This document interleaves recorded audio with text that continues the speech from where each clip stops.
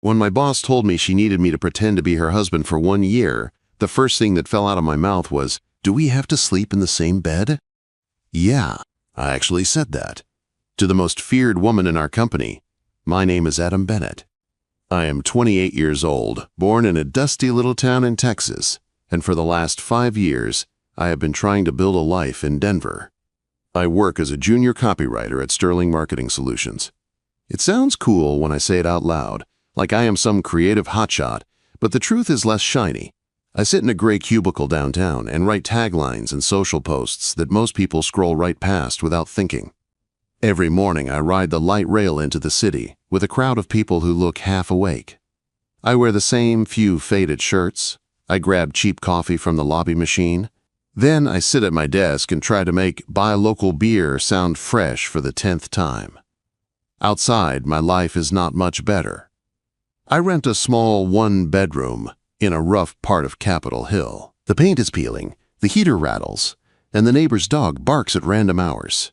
At night, I eat takeout burritos, stare at my laptop, and send what little money I can back home to my mom in Texas. Mom is 62.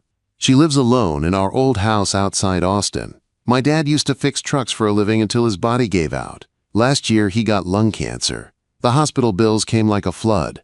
We paid what we could, but it was not enough. When he died, the bills did not stop. I took out loans, maxed my credit cards, did anything to keep Mom from losing the house. Now I am over $50,000 in debt. The number lives in my head like a weight. 2 weeks before all this started, my landlord slid an eviction notice under my door. 3 months behind on rent. No more extensions. I tried taking freelance jobs, selling my old camera, even texting college friends I had not talked to in years. The answers were always the same. Sorry, man. Wish I could help. By the time that Monday morning came, I was hanging on by a thread. I got to the office early, head pounding from another night of no sleep. I opened my email and saw a wall of overdue notices. Medical bills, credit cards, a second warning from the landlord. It all blurred together.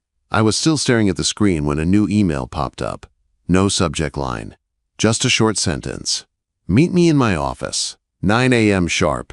Luna S., Luna Sterling, Vice President, daughter of the founder, my direct boss.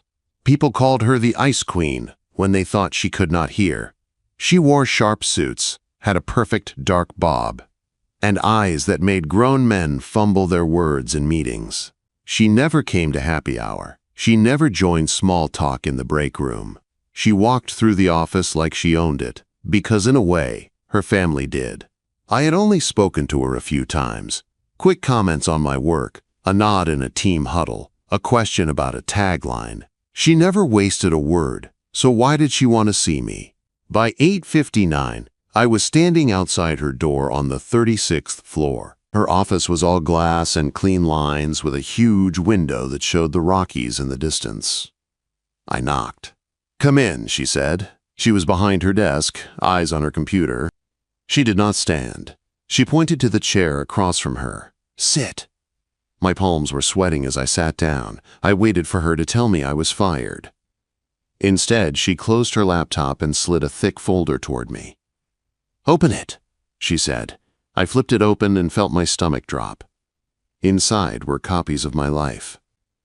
Hospital bills from my dad's treatment. Bank statements with negative balances. My credit report. Even a scan of the eviction notice from my apartment door. My throat went dry. "How did you get all this?" Quote, "I had my assistant run a background check," she said. Her voice was calm, like she was reading a grocery list. "Discreetly, you are in free fall, Adam. No savings, high debt, 3 months behind on rent. You will not last another month."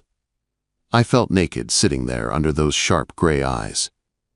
Angry, too. Why? Why look into me like this?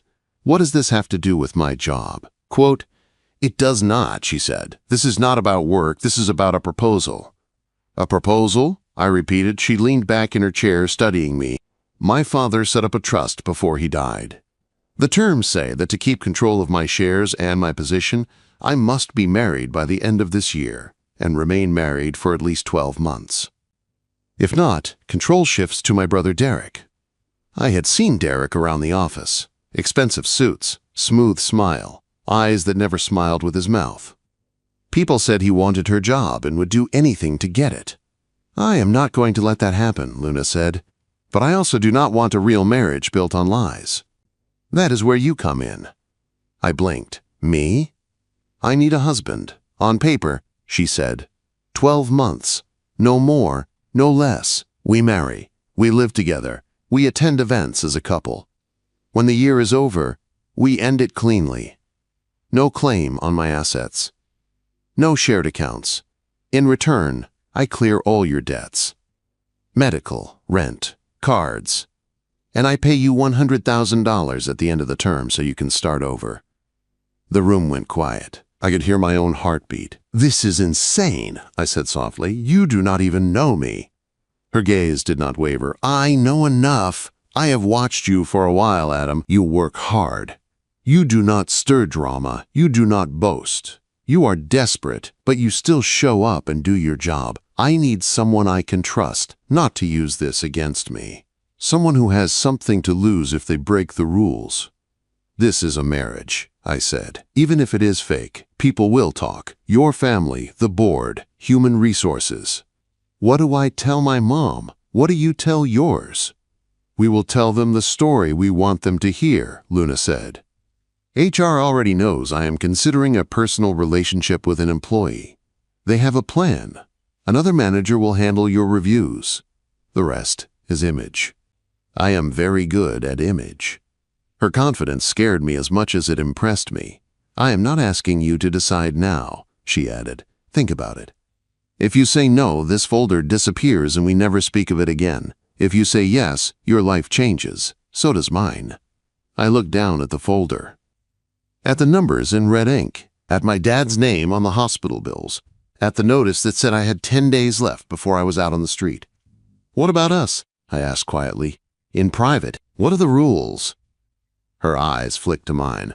We will have a written contract. Boundaries. You will have your own room, your own space. This is not about romance. It is about survival. The question that had been bouncing in my head jumped out. Do we have to sleep in the same bed? I asked. For the first time since I walked in, something like surprise flashed in her eyes. Then, to my shock, she laughed.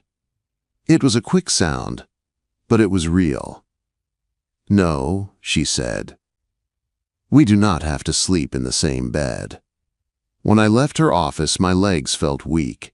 The rest of the day passed in a blur. People asked me about copy changes and campaign ideas, and I nodded at the right times, but my mind was stuck in that glass room. That night, back in my small apartment, I paced the worn carpet until the sun began to rise. Pride told me this was wrong, that I would be selling myself. Desperation showed me Mom's house, the one place that still felt like safety, with a foreclosure notice on the door. By dawn, my choice was sitting in my chest like a stone. At 9 a.m., I was back in her office. She watched me close the door behind me. Well, I will do it, I said. I will be your husband for 1 year. Something eased in her shoulders. She opened a drawer, took out a simple contract, and placed it on the desk between us. Then sign, she said. As my pen scratched my name across the bottom of the page, I felt my old life fall away. I did not know yet if I had just saved myself from drowning or tied myself to a weight I could not carry. The same afternoon I signed the contract, my whole life shifted like someone had pulled the floor out from under me and replaced it with glass. Luna did not waste time. She slid a keycard and a small white envelope across the desk. This is the address to my building, she said. Penthouse floor. Pack what you need. A driver will pick you up at 5. That fast? I asked. She nodded once. The sooner we start, the more natural it will look by the time my family and the board start asking questions. There was no handshake. No. Welcome to the family. Just a sharp nod and a clear path forward. That was Luna. Back at my apartment, packing took less time than I expected. It was strange how little of my life fit into 2 suitcases. A stack of shirts and jeans. A few books. My old laptop. The framed photo of my parents standing in front of Dad's truck, both of them smiling like the future was wide open. I took down the cheap poster on my wall and stared at the pale square it left behind. This place had never felt like home, but it had been mine.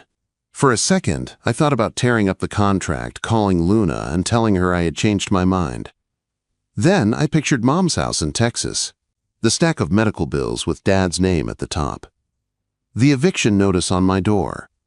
At 5 on the dot, a black SUV pulled up to the curb. The driver knew my name. The ride downtown felt like a one-way trip to another planet. The penthouse was at the top of a glass tower in the heart of Denver. The elevator needed the keycard to move. When the doors slid open, I stepped into a space that felt like a magazine spread.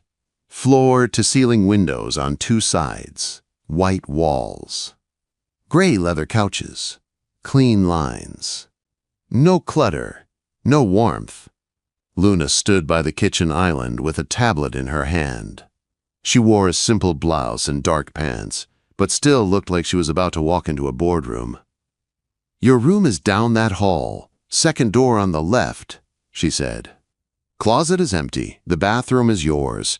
We will need to move some of your things in fast so it looks real. Photos, mail, that sort of thing." I nodded, trying not to stare at the view of the city and the mountains beyond it. "This place is big."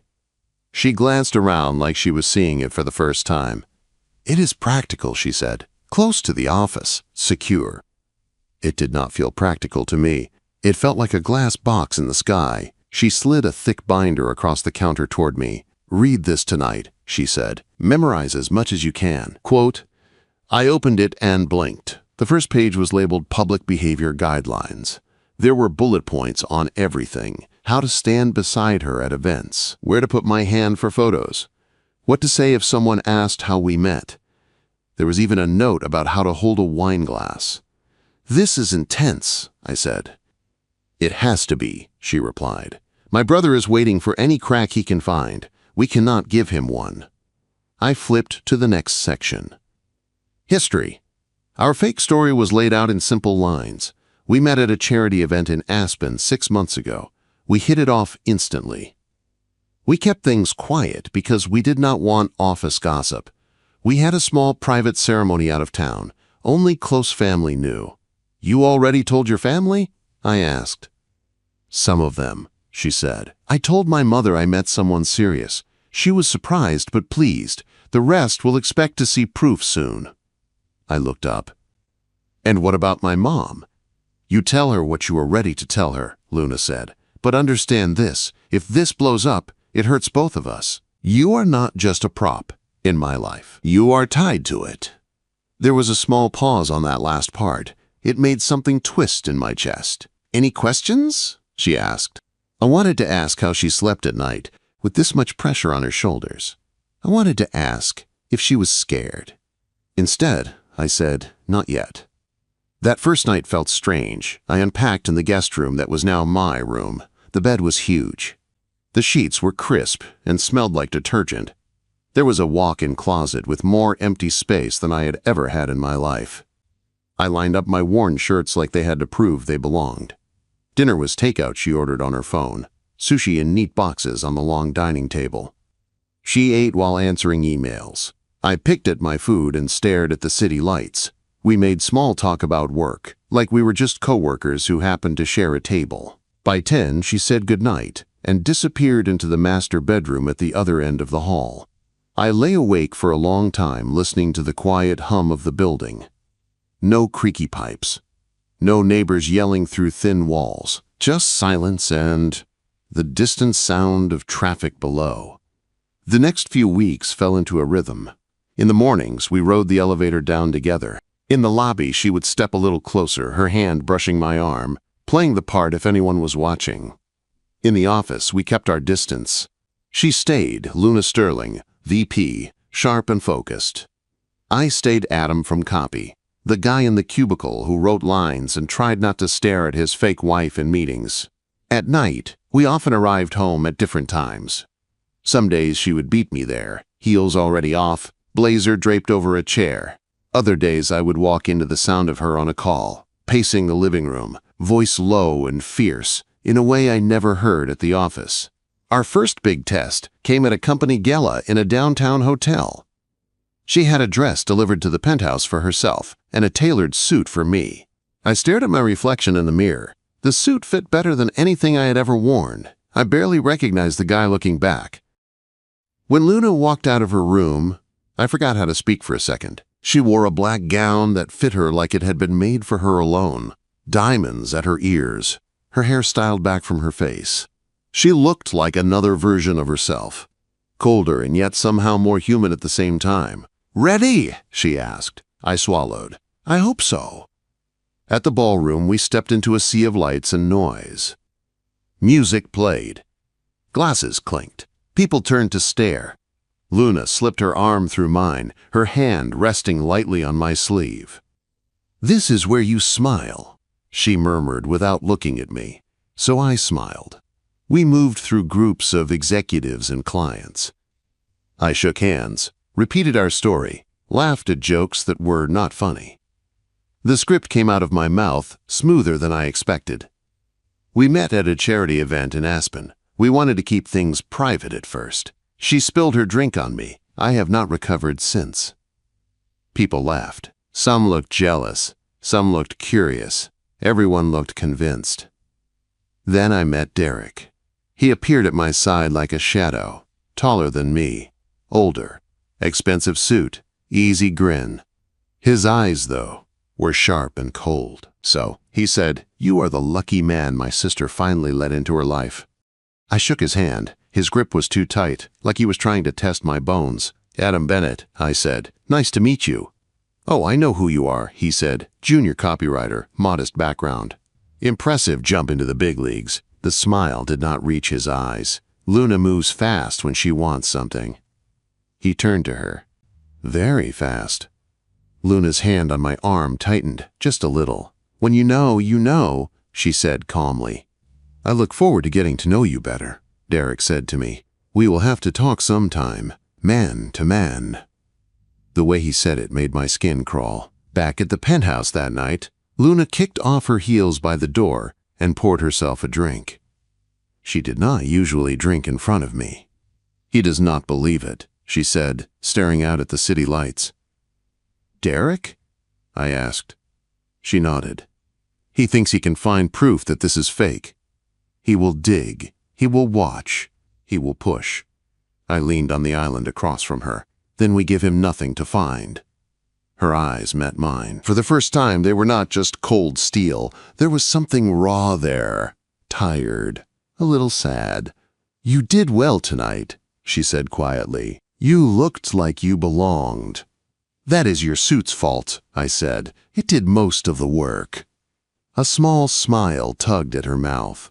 "You do not give yourself enough credit," she said. "You handled the questions. You kept your cool with Derek. That matters." It was a simple compliment, but it hit hard. I was not used to praise that felt real. As weeks turned into months, little cracks formed in her armor. One night I woke up thirsty and walked out to the kitchen. The city was dark outside. A single lamp glowed in the living room. Luna sat on the couch, laptop open, her shoulders slumped. She rubbed her temples with one hand like her head hurt. "You okay?" I asked softly. She looked up, surprised. For a moment her face was open, no mask. Just a tired woman in a t-shirt and loose pants, far from the sharp VP everyone knew. "I am fine," she said automatically. Then she sighed. "Just a lot on my plate." Quote. I poured her a glass of water and set it on the table in front of her. "Drink," I said. "You look like you have been staring at that screen for hours." She gave a short laugh. "You are not wrong." She took a sip and leaned back. "How is your mom?" she asked suddenly. The question caught me off guard. I had mentioned Mom once in passing, but I did not think she remembered. "She is hanging in," I said. "Still in Texas, still trying to act like she is fine on her own." "You miss her," Luna said. "Every day," I admitted. She nodded slowly. "I know the feeling," she said. missing someone who is still alive but far away. For a moment our eyes met. It felt like the room shrank around us. That small, quiet connection changed everything in ways I did not see right away. The penthouse started to feel less like a stage and more like a strange, shared shelter. We were still playing roles in public, but in private, something softer was forming. Then came the weekend at the Sterling family estate. The email landed in her inbox on a Tuesday. "Family retreat to celebrate merger," the subject line read. Her jaw clenched when she opened it. "They want us both there," she said. "My mother, the board, Derek." "Everyone." "Us," I repeated. As in the happy married couple. As in the couple who met in Aspen, married quickly, and are still very much in love, she said. "They will expect to see proof." "What kind of proof?" I asked, though part of me already knew. She met my gaze. "We will be given a shared room," she said. "One bed. No separate guest wing this time." My heart picked up speed. "And Derek?" I asked. "He will be watching," she said. "He will look for any sign that this is fake." As we drove up into the foothills that Friday, trees rising on both sides of the road, and the big stone house coming into view, my stomach knotted. I was about to pretend to share a bed with my boss in front of her entire family. What I did not know yet was that inside that old house, under the eyes of people who doubted us, the line between pretending and something real was about to get dangerously thin. If I said I was calm walking into the Sterling family estate, I would be lying. The house looked like something from a movie. Stone walls, long driveway, perfect lawn, expensive cars lined up out front. I stepped out of the car, smoothed my jacket, and tried to remember to breathe. Luna stood beside me, her hand slipping around my arm.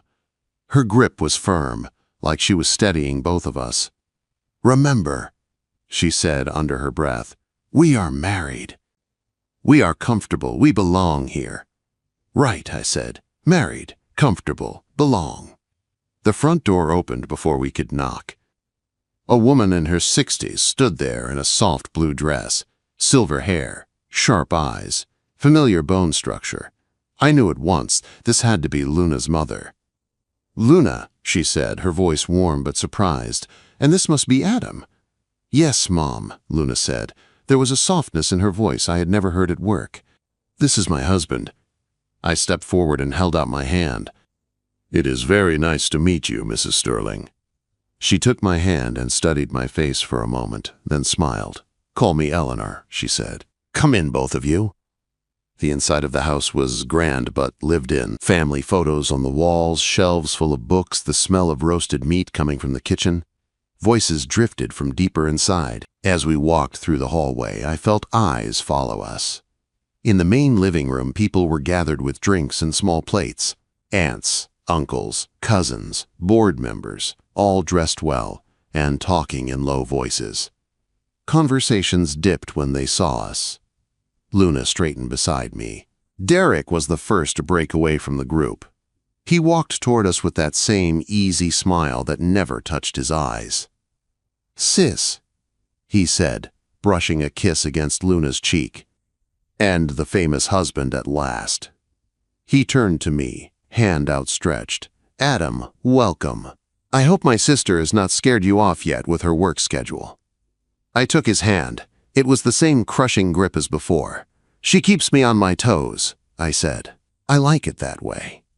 A few people chuckled. Derek's eyes narrowed just for a second. Then he smiled again. "We have been dying to hear more about you," one of the older board members said, stepping in. "Tell us how you two met. Luna has been very private." I glanced at her. She gave me the smallest nod. "Script time." "We met at a charity event in Aspen," I said. "I was there helping with some of the branding work." She bumped into me and spilled her drink on my shirt. I figured anyone who could do that and not apologize more than once was someone I wanted to know. There was a ripple of laughter. Luna rolled her eyes in a way that looked almost playful. "He is exaggerating," she said. "But yes, Aspen was the start." "And such a quick marriage," another relative said. "When you know, I suppose." I squeezed Luna's hand. "That is what I told her," I said. "Life is short." I was not going to waste time pretending I did not know what I wanted. When I said that, I felt Luna's fingers tighten around mine, just a little.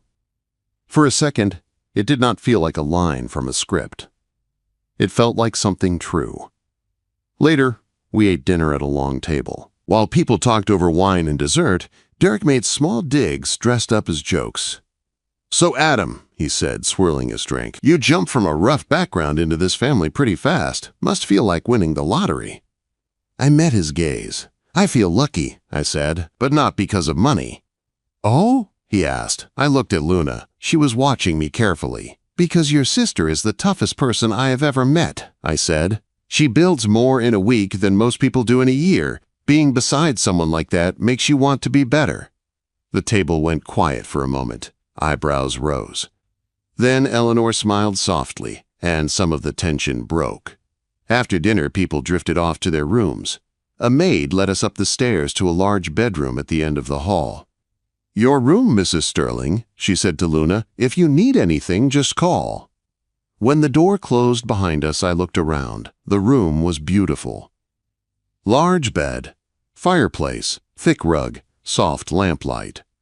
And one bed. Just like Luna had warned. "Well," I said, trying to make light of it, "at least the bed is big." Quote.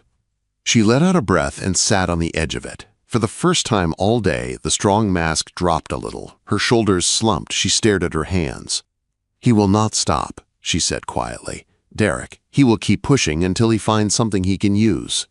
I sat down beside her, not too close, but close enough to feel the warmth of her body next to mine. "He is fishing," I said. "That means he does not have anything solid yet." "He will," she said. "He is good at digging. He always has been." Her voice had a tired edge that pulled at something inside me. I turned so I could see her face. "Luna," I said softly, "you do not have to carry this all alone anymore. You have me now. Maybe I started as a hire, but I am here now. I am in this with you." Her eyes lifted to mine. For a heartbeat, all the noise of the house faded. It was just us, sitting on the edge of a bed that was supposed to be part of a show. "You really mean that?" she asked. "Yes," I said. "I meant every word at that table. I meant it when I signed the contract. And I mean it now even more." Quote. She looked at me like she was searching for cracks. Whatever she saw, it made her eyes soften. Her hand reached for mine, fingers cool but shaking slightly. "Thank you," she whispered. The space between us felt electric. My heart pounded. I knew I should pull back, keep the line clear. This was fake. This was a deal. But sitting there, with her guard down for the first time in front of me, I could not see any lines anymore. "Adam," she said, voice low. "Can I ask you something?" "Anything," I said. "If this was real," she asked, "if there was no contract, no trust, no money, would you still be here with me? In this room? In this bed?" The question hit me harder than I expected. There was only one honest answer. "Yes," I said, "I would." Her breath caught. Then, slowly, she leaned in. I met her halfway. Our lips touched, soft at first, both of us unsure. When she did not pull back, I deepened the kiss. Her hand slid up to my neck. My hand moved to her waist. It was not scripted. It was not staged for anyone else. It was simple and burning and very, very real. We did not speak for a while after that. The night unfolded around us in quiet breaths and tangled sheets. No cameras, no audience. Just two people who had been pretending for so long they had forgotten how it felt to be honest, even with themselves. Later, when we finally lay still, she rested her head on my chest. The fire in the grate had burned low. The house was silent. "That was not part of the contract," she said softly. "No," I said, my hand tracing slow circles on her back. "It was not." "Do you regret it?" she asked. "Not for a second," I replied.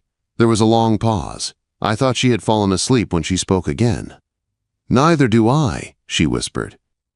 The next morning, sunlight streamed in through the curtains. For a second, waking up with her curled against me, I forgot where we were. It felt natural. Then Luna sat up, frowning.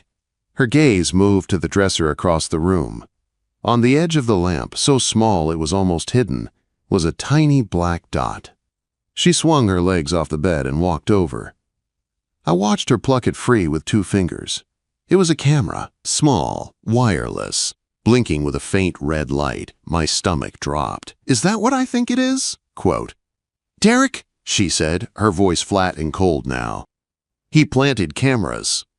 She switched it off and set it down hard on the dresser. Her hands were shaking, but not from fear, from anger. "He will think this proves something," she said, "that we are putting on a show."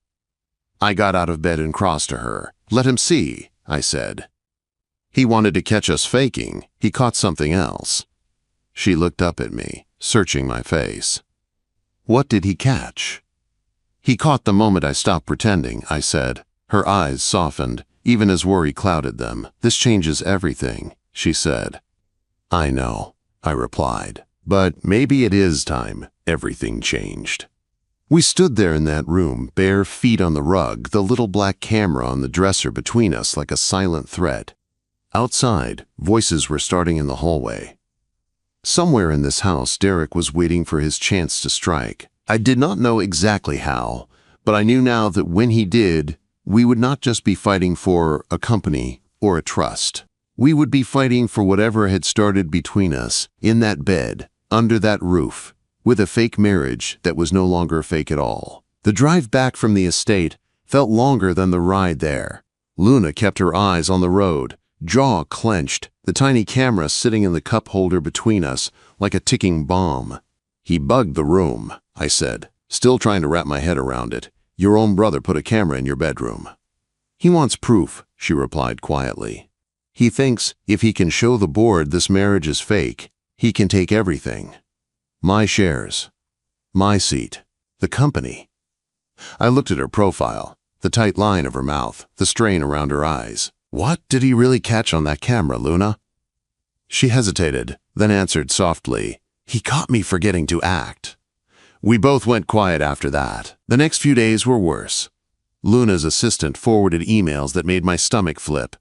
Copies of my old debt records, shots of the contract I had signed, grainy stills from the hidden camera, us in bed, time-stamped and lined up like evidence in a trial. "He sent them to some of the board members," Luna said, staring at her tablet.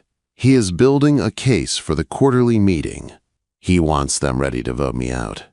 The tension in the penthouse thickened. Luna barely slept. She paced the living room at night, laptop open, phone buzzing. I tried to help where I could, but most of it was out of my hands. One evening I found her by the window, arms crossed tight over her chest, city lights reflecting in the glass. She looked small for the first time since I met her. "Talk to me," I said, stepping closer. She shook her head a little. "I am scared, Adam," she said in a low voice. "Not just of losing the company. I have been losing things my whole life. Positions, chances, people. I can handle that. I am scared of losing you." Her words hit me harder than anything Derek could throw at us. "You are not going to lose me," I said. "Not because of him. Not because of that contract. I am here for you, not for the money." Her eyes filled, but the tears did not fall. She took one step forward and rested her forehead against my chest. "If this blows up," she whispered, "you will be dragged into it. People will say you used me. They will call you a fraud. You might lose your job, your name." "Then let them talk," I said, wrapping my arms around her. "We know what is real. That is what matters." But even as I said it, fear scratched at the back of my mind. The board had real power. They could crush her. They could crush us. The quarterly meeting came fast. I wore my best suit, the same one from the gala. Luna wore a dark blazer and a white blouse, simple and strong. In the elevator ride up to the executive floor, she squeezed my hand once. "Whatever happens in there," she said, "we do not turn on each other. Promise me." "I promise," I said. The boardroom was long and bright, big windows on one side, a polished table down the middle. The board members sat in their usual places, papers in front of them, eyes sharp. At the far end, Derek stood with a laptop open and a stack of folders. He already looked like he had won. We went through the routine stuff first. quarterly numbers, campaign results. It was all noise to me. My heart did not start pounding until Derek cleared his throat and stood. "There is one more matter," he said. "A matter of trust and integrity." He nodded to someone by the door. The lights dimmed. The screen at the front of the room came to life. On the screen appeared a scan of our contract. My name. Luna's. The terms. My debts and the promise to clear them. The 12-month requirement. Red circles around the key parts. Murmurs filled the room. "This," Derek said, pacing slowly, "is not a love story. This is a transaction. My sister paid this man to marry her in order to keep control of this company. She lied to all of us, to the trust, to our clients, to the public." He clicked again. My old bills appeared. Hospital debt, past due rent, red stamps, more circles. "This is who she brought into the family," he added. "A desperate man drowning in debt, paid off to play along. Is this the kind of leadership we stand behind?" I felt the heat rise in my face. Shame, anger, fear, all of it. He clicked one more time. Grainy footage from the estate flashed on the screen. 2 figures in bed. Us. Kissing. Touching. Not clear enough to be indecent, but clear enough to be us. Gasps echoed around the room. "Even their intimacy is staged," Derek said. "They knew there were terms, cameras, eyes on them. This is fraud." When he finished, he folded his arms and leaned back, confident. The room went silent. All eyes turned to Luna. She stood slowly. My chest tightened. She looked around the table, meeting each gaze head on. "Yes," she said. Her voice was steady. "The marriage started as a contract. I will not lie to you. I did it to protect what I built here. I knew Derek was waiting for any excuse to take everything from me. I made a choice. An unethical one." Derek cut in. She ignored him. "I have worked for years to grow this place," she continued, "to support the teams, the clients, the campaigns that keep us alive. I was not going to let my brother's games undo all of that, so I did something I am not proud of." Her eyes shifted to me, and for a moment everything else disappeared. "But somewhere along the way," she said, her voice softening, "it stopped being fake. I moved a man into my home who had nothing left, and I watched him show up every day anyway. I watched him care about work that was not glamorous. I watched him send money to his mother, even when he had almost nothing. I watched him see me, not the title, not the name, but me, and I fell in love with him." The murmurs swelled again. A few board members shifted in their seats, unsure. Derek scoffed. "Touching story," he said, "but feelings do not erase fraud." That was when I stood up. My legs felt heavy, but my voice came out clear. "He is right about one thing," I said. "I was desperate when I signed that contract. My dad's cancer bills were choking us. I was about to be kicked out of my apartment. I thought this was a cold trade, money for time." I looked at Luna, then back at the room, but that is not what it became. Living with Luna, seeing how hard she fights, how much she cares, how alone she really was under all that control, it changed me.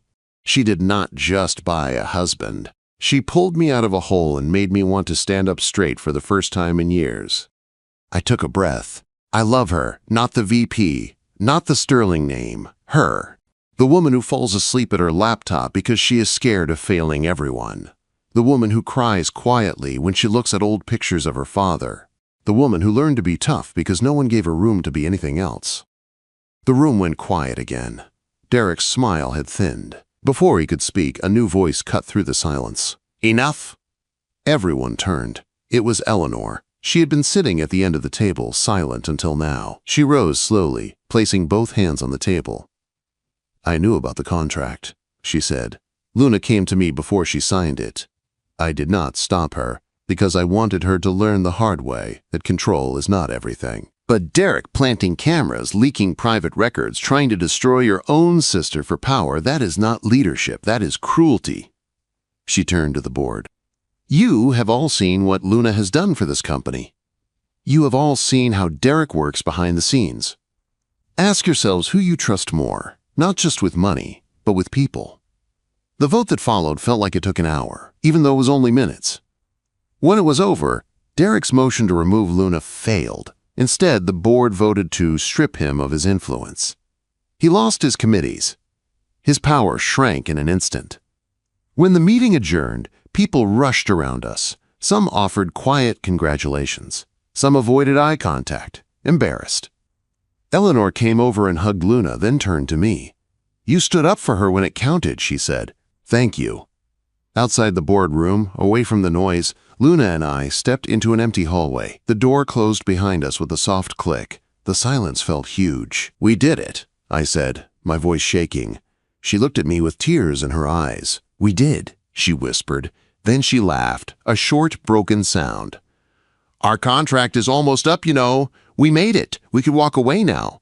Clean, no rules broken, no debts left." Quote, "Is that what you want?" I asked, my heart in my throat. She shook her head slowly. "The contract can end," she said. "I do not want us to." I stepped closer. "Then let us end the contract," I said, "and stay married for real." A tear slipped down her cheek. I wiped it away with my thumb. "Do you remember what you asked me the first day in my office?" she said, a small smile pulling at her lips. "About the bed?" I groaned softly. "I am never living that down." "You asked if we had to sleep in the same bed," she said. "Back then, I said no, it was safer, cleaner, less messy." She took my hand and placed it over her heart. "If I asked you that question now, what would you say?" I smiled, feeling my chest ease for the first time in months. "I would say yes," I said. "I want to share your bed, your house, your mornings, your storms, not for a year, for as long as you will have me." Her eyes shone. "Good," she whispered, "because I am tired of pretending I sleep alone." Months later, the penthouse was gone. We sold it and bought a smaller house on a quiet street with a porch and a yard. It was not fancy, but it was ours. My debts were gone. I took a better job at a smaller agency, one where people knew my name. Luna kept her role but let herself breathe more. Less late nights. More dinners at our own table. One warm evening, we sat on the porch swing, coffee in hand, watching the sky turn pink over the city. "If you could go back," she asked softly, "to the day in my office when I slid that folder in front of you, would you still sign?" I thought about my dad's bills, my empty apartment, her steel eyes, the hidden fear behind them, the year that followed, the fights, the kisses, the boardroom, this porch. "I would sign faster," I said, "because that was the day the pretending started, and the day I started walking toward you." She leaned her head on my shoulder and squeezed my hand. Our marriage had started as a deal, a contract on paper, but sitting there with her, the night soft around us, I knew there was nothing fake left. My boss once said, "Pretend to be my husband for 1 year." Now, every time I look at her, every time I wake up with her beside me, I know my answer has changed. I am not pretending anymore.